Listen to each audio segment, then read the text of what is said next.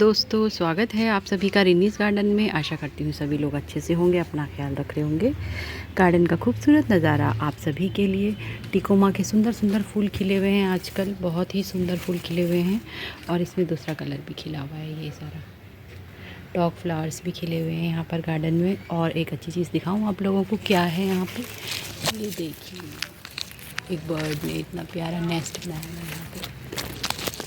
तो चलते हैं आज के टॉपिक के पास। और आज का टॉपिक, मैं काम भी कर रही हूँ तो साथ में आपके साथ शेयर भी कर लेती हूँ।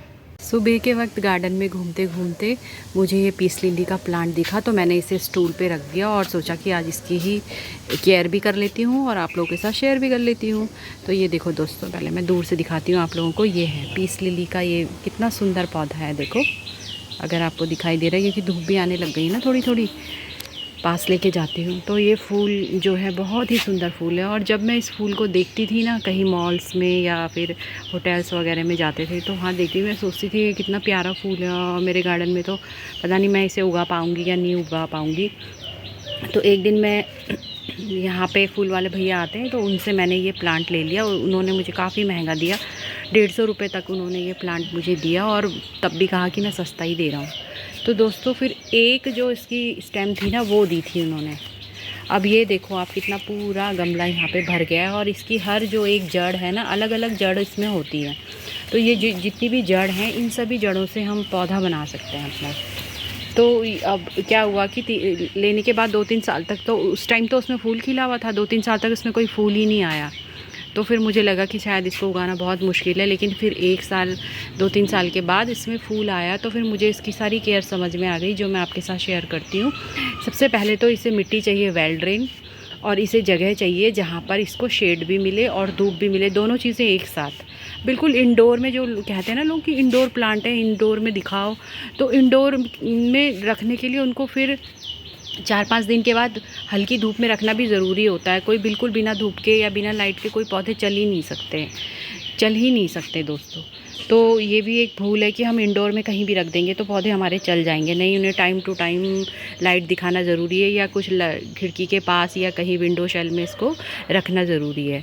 दूसरी बात ये है कि इसमें अगर हम पानी देना भूल जाते हैं, तो ये अपने पत्तियों को ड्रॉप कर लेता है, और 3-4 दिन तक अगर पानी नहीं आता है तो पत्तियाँ बिल्कुल ड्रॉप हो जाती हैं। लेकिन पानी देने के बाद ये वापस से फिर खड़ी हो जाती है।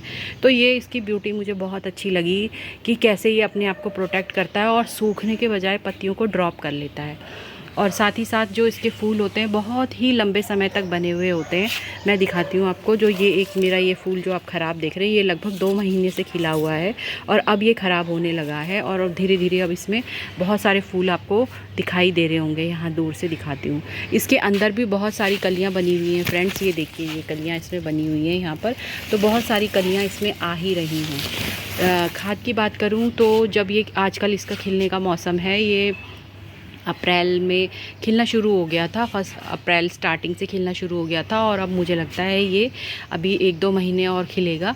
तो इसमें मैंने वर्मी कंपोस्ट डाला, थोड़ा अनियन पील फर्टिलाइज़र डाला टाइम टू टाइम। हर 10 दिन के बाद मैं इसमें कुछ ना कुछ खाद डालती रही, जिसकी वजह से इसको फ्लावरिंग करने में आसानी हुई, और इतने सुंदर और बड़े फ्लावर्स इसमें आ गए।